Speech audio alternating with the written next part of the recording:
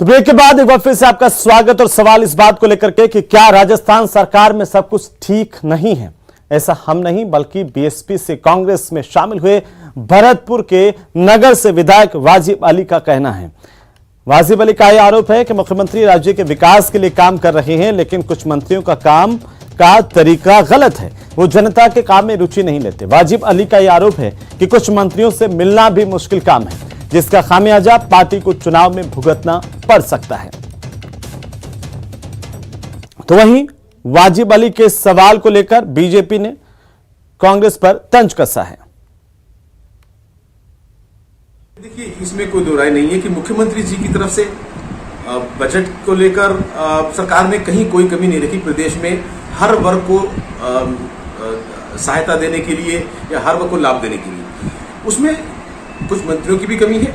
मैं निश्चित तौर पर बात करना चाहता हूँ, बहुत सारे मंत्री चाहे बीडी कल्ला जी हो, इनके डिपार्टमेंट में काम ही नहीं होते। मैंने पहले भी कई बार शिकायत करी है। और जब जब जब और विभागों के मंत्री थे, बहुत से मंत्री हैं, आप उनसे जल्दी से मिल ही नहीं सकते। मतलब नाम लेने की बात नहीं है, लेकिन वाकई में बहुत सारे मंत्रियों का रवैया ऐसा है कि उन्हें लगता है कि वो हमेशा जिंदगी भर के लिए मंत्री बन गए हैं, लेकिन ऐसा नहीं है। जनता ने ही उन्हें बनाया है और हम सब लोग, सरकार ने बड़ी मेहनत करी है। तो सरकार को रिपीट होने के लिए खाली अकेले मुख्यमंत्री जी की मेहनत ही नहीं, हम सबकी बराबर मेहनत करने की जरूरत है। तो निश्चित तौर पर जिन लोगों ने जो मेरी सरकार बनाई है, अल्पसंख्यक की मैं बात करूं तो मदरसा बोर्ड का 25 करोड़ रुपया पिछले साल 1 रुपया खर्च नहीं हुआ। अल्पसंख्यक वर्ग ने 99% इस सरकार को वोट दिए हैं। उसके बाद कोई काम उनके लिए होने के लिए राजी नहीं है। मदरसा पैरा टीचर्स बेचारे धरने पे बैठे रहे सालों साल और अब तक संघर्ष कर रहे हैं। हमारा वादा था कि हम उनको नियमितीकरण करेंगे, हम उनको राहत नहीं दे पाए। तो निश्चित तौर पे एक बहुत बड़े समस्याएं हैं। अगर वक्त रहते हमने इन्हें एड्रेस नहीं किया तो बहुत बड़ा खामियाजा पूरी सरकार को भुगतना पड़ेगा। मैं साफ शब्दों में कहना चाहता हूं। तो वाजिब अली की बात को कि मंत्री मेरी नहीं सुनता, मंत्री कहता है कि मुख्यमंत्री मेरी नहीं सुनता, मुख्यमंत्री डिप्टी मुख्यमंत्री। सांसद सीपी जोशी ने कहा कि कांग्रेस में मुख्यमंत्री, मंत्री या विधायक किसी को भी दूसरे पर भरोसा नहीं है और ये दिखाए गए सपने के पूरे ना होने की भड़ास है। राजस्थान के हालात तो इस प्रकार के हैं कि विधायक कहता है कि मंत्री मेरी नहीं सुनता, मंत्री कहता है कि मुख्यमंत्री मेरी नहीं सुनता, मुख्यमंत्री डिप्टी मुख्यमंत्री पूर्व मुख्यमंत्री को कहता है कि नकारा है, निकम्मा है। बड़ी विचित्र स्थिति है और मैं सोचता हूं कि इन विधायकों को कहीं कहीं कोई मंत्री का, चेयरमैन का एक स्वप्न दिखाया था। कई लोगों ने अपने सूट सिला लिए, लेकिन वो अभी तक पैक पड़े हैं। तो मुझे कहीं कहीं लगता है कि उन लोगों का आक्रोश है और ये डूबता हुआ जहाज है, जहां लगता है कि महाराष्ट्र में जैसी हालत हुई वैसी कहीं राजस्थान की नहीं हो जाए। तो वहीं वाजिब अली के सवाल को लेकर बीजेपी के प्रदेश प्रवक्ता रामलाल शर्मा ने भी कांग्रेस पार्टी पर निशाना साधा। उन्होंने कहा कि चुनाव नजदीक आते ही कांग्रेस नेता मुखर हो रहे हैं और जब समय था तब बोले नहीं, आज कैसे जनता की याद आई है। और कांग्रेस के नेता अब जैसे जैसे समय नजदीक आता जा रहा है वैसे वैसे सरकार के खिलाफ मुकर होकर बोलना शुरू किया। कल हरीश चौधरी ने बयान दिया और आज वाजिब अली कहता है कि अल्पसंख्यकों के 99% वोट लेने के उपरांत भी ऐसा कोई कार्य सरकार ने नहीं किया जो गिनाने योग्य हो। और मंत्री अपने आप को यह समझते हैं कि हम तो स्थायी रूप से मंत्री बने हैं, उनको पता नहीं है कि कुछ दिनों बाद में आपको हटना भी पड़ेगा। ये विधायक और पूर्व में मंत्री रहे व्यक्ति इस बात को दर्शाना चाहते हैं कि हम तो सरकार के विरुद्ध बोल के भी जनहित की बातों को उठा रहे थे, लेकिन जब समय था तब तो आप बोले नहीं। तब तो आप इस आशा और उम्मीद के साथ थे कि सरकार से हमें लाभ प्राप्त करना है। तो वहीं बीजेपी ने किरोड़ीलाल मीणा को धमकी दिए जाने के मामले की उच्च स्तरीय जांच की मांग की है। पार्टी के प्रदेश अध्यक्ष सतीश पूनिया ने कहा है कि बीजेपी के राष्ट्रभक्त कार्यकर्ता ऐसी धमकियों से डरने वाले नहीं हैं। वहीं उपनेता प्रतिपक्ष राजेंद्र राठौड़ ने भी इस घटना पर सरकार को जमकर आड़े हाथों लिया है।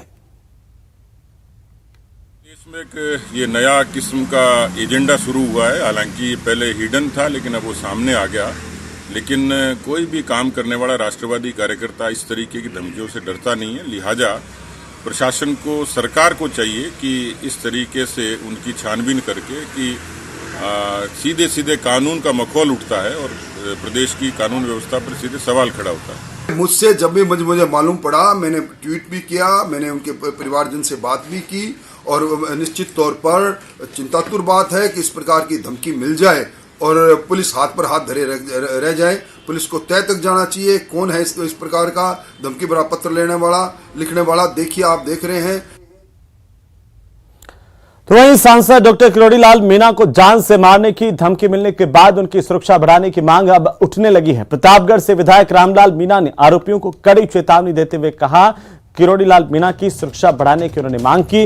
रामलाल मीणा ने कहा कि इस संबंध में उन्होंने मुख्यमंत्री अशोक गहलोत से भी बात की है और धमकी देने वाले यदि राजस्थान के हैं तो उन पर सख्त कार्रवाई करने की मांग की गई है और यदि आरोपी राजस्थान के बाहर के हैं तो प्रधानमंत्री नरेंद्र मोदी डॉक्टर मीणा की सुरक्षा व्यवस्था पुख्ता करें, ये रामलाल मीणा ने कहा है।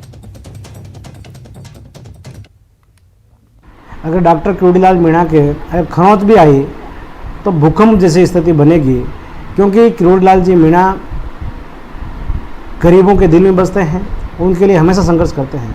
मैंने माननीय मुख्यमंत्री जी से निवेदन किया है कि अगर धमकी देने वाला राजस्थान का हो तो उसके खिलाफ सख्त से सख्त कार्रवाई हो और माननीय मुख्यमंत्री जी के ऊपर मुझे पूरा भरोसा है।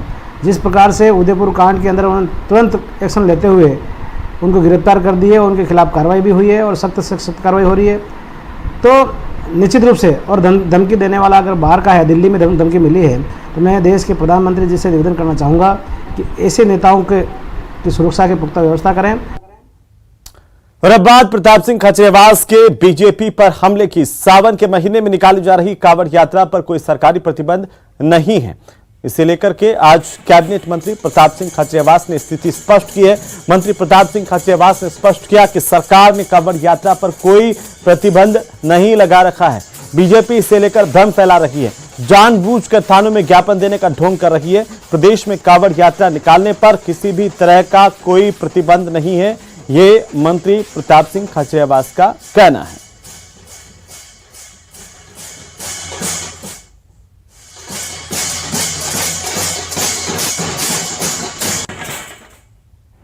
अभी जयपुर में एक बहुत गंदा माहौल बीजेपी के नेताओं ने बना रखा है। बार बार कह रहे हैं कांवड़ यात्रा पर प्रतिबंध है। कांवड़ यात्रा पर कोई प्रतिबंध नहीं है।